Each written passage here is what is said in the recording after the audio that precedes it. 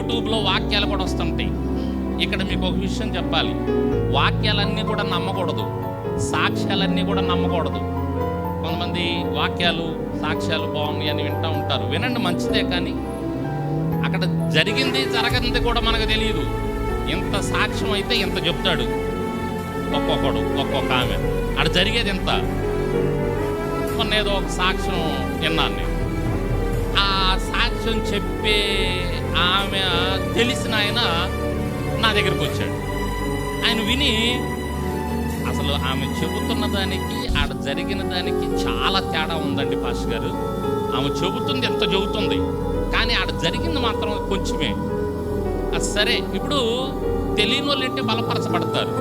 కొంతమందికి తెలిసిందనుకో, ఒరే ఏమైంది మా జరిగింది ఎంత ఎంత ఎంత అవుతుంది అని అనుకోవాల్సిన పరిస్థితి ఉంటుంది అన్నమాట. కాబట్టి మనం వినేది కూడా చాలా జాగ్రత్తగా, ఇది రైటా ఇది రాంగా. కొంతమంది చేసే బోధలు, కొంతమంది దైవ సేవకులు ఇప్పుడు ఈ అంత్య దినాలు, ఇది రాకడ దినాల్లో బోధలు కూడా చెడ్డ బోధలు వచ్చేస్తాయి అంట. వాక్యంలో ఉన్నది ఒకటి, వాళ్ళు చెప్పేది ఒకటిగా ఉంటుంది, వేరుగా చెప్తారు. అర్థమైందా? ఇటువంటి బోధలు కూడా వచ్చేసింది. ఇటువంటి బోధలు కానీ మనం విన్నామనుకో, అందులో పడ్డామనుకో, మా పాస్టర్ ఏంది ఇలా చెబుతున్నాడు, ఈ బోధ ఏంది, ఇది బాగుంది అని దాన్ని అనుసరించి ఆచరించారనుకో. ఎందుకంటే మన చెవులు దురద చెవులు అన్నమాట. మంచి బోధకు మనం తలొక్కం, చెడ్డ బోధకే మనం తలొక్కుతాం. కాబట్టి ఎట్టంటి బోధలు వచ్చేసినాయి తెలుసా?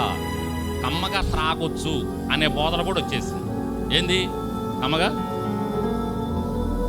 తాగి కూడా బల్లారాధనలో పాలు పంచుకోవచ్చు అనే బోధలు వచ్చేసినాయి. ఇప్పుడు దానికి కూడా చెబుతున్నారు. దానికి కొన్ని వచనాలు ఉన్నాయి. ఆ వచనాలు ఎందుకు రాయబడ్డాయో అవి ఒకందుకు పరిశుద్ధాత్మ దేవుడు రాయిస్తే వీళ్ళు దాన్ని ఒకందుకు మార్చుకొని చక్కగా మనం తాగి కూడా బల్లారాధనలో పాల్గొనవచ్చు అనేటటువంటి బోధలు.